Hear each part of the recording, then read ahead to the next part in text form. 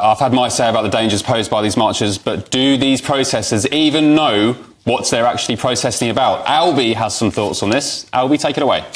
A few weeks ago, Suella Braverman called these pro-Palestine marchers hate marchers. Now, that was completely inappropriate in my view, completely below the belt. She should have called them thick marchers, because it is very clear to me that the young people out on these protests have got absolutely no idea what they are talking about. Take a look at this clip from the campaign against anti-Semitism. Hamas invaded Israel on the 7th of October. What was your initial reaction to that? I think they did the day, Hamas. I think so. Honestly, I think I need to be a bit more clued up on everything that's going on. So I feel like I'm not really qualified to answer that too well. I mean, I'm not sure if I've seen anything that... Imagine that. Imagine that. Imagine going to a protest you knew absolutely nothing about, and then agreeing to be interviewed about a protest you know absolutely nothing about. I just can't imagine doing anything that stupid. And you see, the thing is, I'm sympathetic to a ceasefire. I can understand why these ladies are out there protesting. I think what is going on in Gaza is absolutely appalling, irrespective of the fact that I believe Israel has a right to defend themselves. What I don't understand is how women like that walk among us and are from my generation. What an absolute disgrace. But you know what? It doesn't stop there. Take a look at this woman who is angry at the government's climate change response. I'm here because I don't have a future. And you might hate me for doing this, and you're entitled to hate me. But I wish you would direct all that anger and hatred at our government. They are betraying young people like me. I wouldn't have to be there if they did their lawful duty. Oh, my goodness gracious me.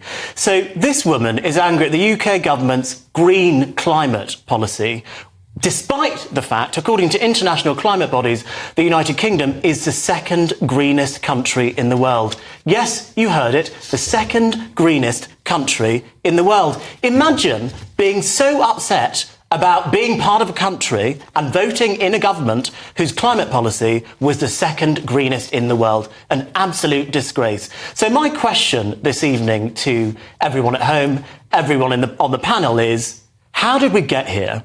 What do we do about these people? And where do we go from here? Benjamin Butterworth, I'm going to come straight to you. Where do we go from here?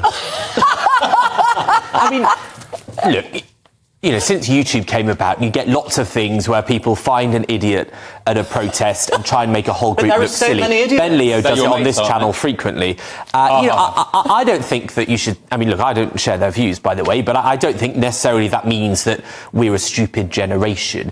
I do think that in the age of social media and identity politics, there is something to be said for people feeling like they want to be a part of a group as though it's in vogue to go to one of these Palestinian marches. Life's too easy, isn't it, for these people? They've had no struggle. They've had no struggle or heartbreak or strife like the guys we've been remembering today on Armistice Day. What would you say to people who would actually dispute the point that you just made and said, actually, our generation are the generation that lived through the financial crisis, then through COVID, then through the inflation crisis? Suck it up, buttercup.